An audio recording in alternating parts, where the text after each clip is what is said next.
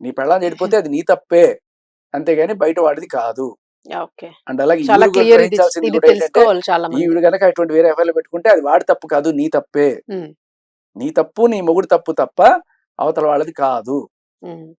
Okay. ఇది completely నీ decision, నీ రెస్పాన్సిబిలిటీ, నువ్వే బాధ్యురాలు.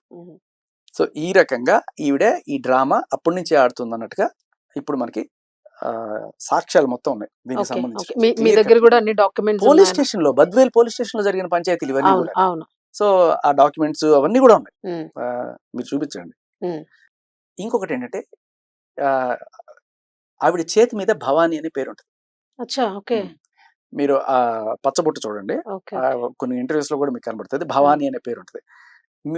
ఇంకొక విషయం ఏంటంటే, అసలు ఈ పెళ్లి జరిగినట్టుగాని ఈ ప్రెగ్నెన్సీ డ్రామా ఆడి అతని దగ్గర నుంచి 5 లక్షల సెటిల్మెంట్ కోసం, మొదటి పెళ్లి 5 లక్షల సెటిల్మెంట్ తీసుకోవడం కానీ ఇవి ఎక్కడ కూడా రెండో ముగ్గురికి తెలియదు. విచిత్రం ఏంటంటే ఈయన కూడా రెడ్డి మళ్ళీ.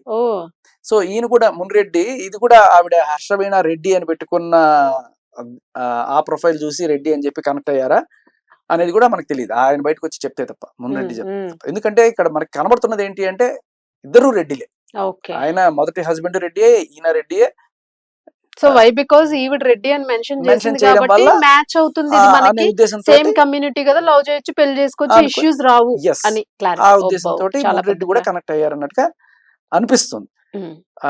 ఇప్పుడు ఆయన ఇప్పటిదాకా బయటకు ఎందుకు రాలేదు కూడా, బేసిక్ గా ఈవిడ ఎస్సీ ఎస్టీ కమ్యూనిటీకి సంబంధించిన మహిళ. సో ఇప్పుడు ఈయనకి ఈ విషయం తెలుసా లేదా అని ఎంక్వైరీ చేస్తే తెలియదు. మున్రెడ్డికి మొదటి పెళ్లి విషయం తెలియదు. ఇప్పుడు ఎమ్మెల్యే గోలైన తర్వాత ఈ జనసేన కార్యకర్తలు అందరూ కూడా నెట్వర్క్ తోటి దీన్ని బయటికి తీసేది తప్ప అని తెలియదు. ఇప్పుడు ఆయన స్థితి ఏంటి, ఆయన దీని గురించి ఎలా చూస్తాడు అనేది కూడా ఇంపార్టెంట్. ఆయన బయటికి రాలేదు ఇప్పటి వరకు, ఎక్కడో ఒక వాయిస్ విన్నాం మనం గానీ. ఇంకొకటి ఏంటంటే, భర్త నిన్ను వదిలేసి వెళ్ళిపోవడానికి ఏమిటి కారణం? ఇప్పుడు నువ్వు భర్తను వదిలేసావా, భర్త నిన్ను వదిలేసాడా? ఈ రెండు చూస్తే ఈవిడ చాలా క్లియర్ కట్ గా మా ఆయనే నాకు దూరంగా ఉంటున్నాడని చెప్పింది. మరి ఎందుకు దూరంగా? ఒకవేళ మీరు ఆయన వదిలేశారంటే మీకు ఒక కారణం ఉంటుంది, ఆయన వేరే అమ్మాయిలతో తిరుగుతున్నాడు. అది అడిగాను నేను ఆవిడ, ఫస్ట్ రోజే అడిగాను, మీ భర్తకి వేరే సంబంధాలు ఉన్నాయట, దానివల్ల మీరు ఆయన వదిలేశారట, ఇది నిజమేనా అని అడిగితే, తెచ్చి అసలు కాదు, మా ఆయనకి ఎటువంటి సంబంధాలు లేవు, ఏదో వేరే కారణాల వల్ల దూరంగా ఉంటున్నాడు. ఆ వేరే కారణాలు ఏంటి, మళ్ళీ ఈవిడికి ఇటువంటి ఏదైనా ఉందని చెప్పి ఆయనకి తెలిసిందా? అంటే ఇప్పుడు శ్రీధర్తో ఉంది కాబట్టి అని ఆయన వదిలేయడం కాదు, ఎందుకంటే ఈవిడ 3 ఏళ్ల నుంచి వేరుగా ఉంటున్నానని చెప్పింది.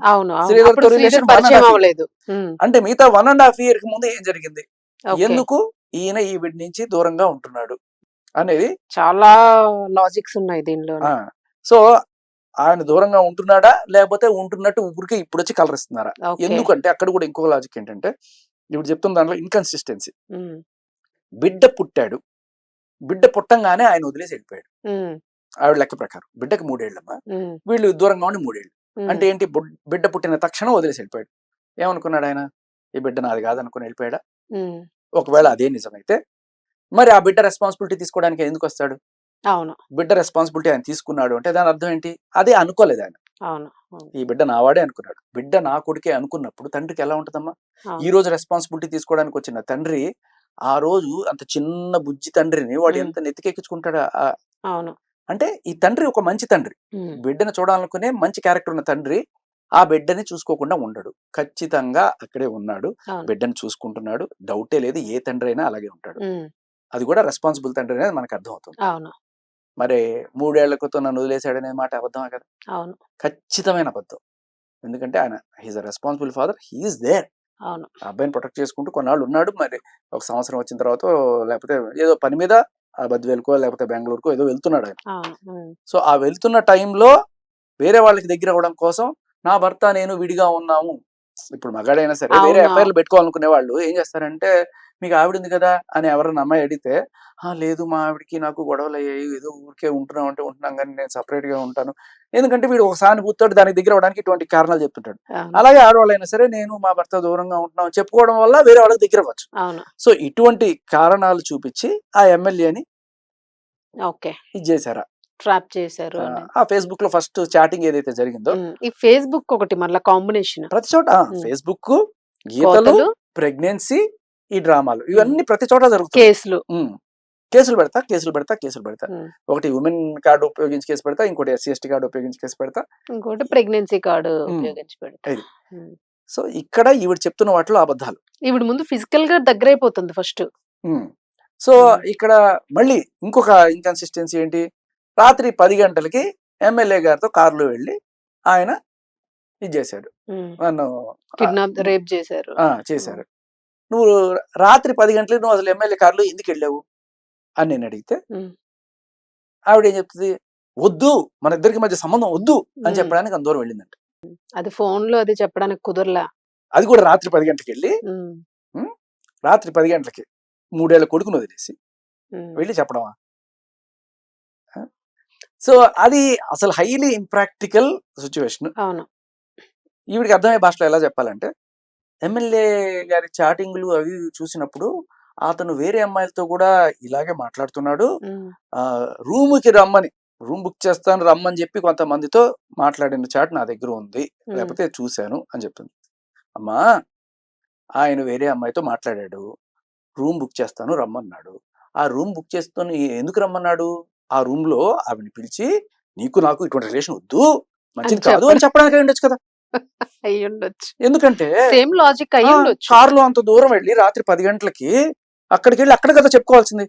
మామూలుగా వద్దంటే ఫోన్ లో చెప్తారా? మీ లెక్క ప్రకారం మీ అందరూ మామూలుగా అయితే మన ఫోన్ లోనే చెప్పేస్తాం, అలా కాకుండా ఓయే రూమ్ బుక్ చేసుకుని ఆ రూమ్ లో కూర్చొని ఇద్దరు కూర్చొని మన ఇద్దరి మధ్య వద్దు అనుకుంటారా? లేకపోతే కారులో అర్ధరాత్రి ఎక్కడైనా ఒక చోటుకి వెళ్ళి ఇక్కడ మనం వద్దు అని చెప్పి డిస్కస్ చేసుకుంటారా? సో ఆవిడ అర్థం చేసుకోవాల్సింది ఏంటంటే, మీ అంత పెద్ద మనసుతోనే ఎమ్మెల్యే గారు కూడా ఆవిడ ఓయే రూమ్ కి ఇన్వైట్ చేసి అమ్మ మన మధ్య వద్దు అని చెప్పి ఉండడానికి ట్రై చేశారేమో. మీరు అర్థం చేసుకోవాలమ్మా, పెద్ద మనసు మీకే కదా, మీలాంటి పెద్ద మనసు ఆయన కూడా ఉండొచ్చు కదా. సో ఇక్కడ అన్ని ఇన్కన్సిస్టెన్సీ చాలా క్లియర్ కట్ గా అబద్ధాలు పాయింట్అవుట్ చేస్తున్నాయి.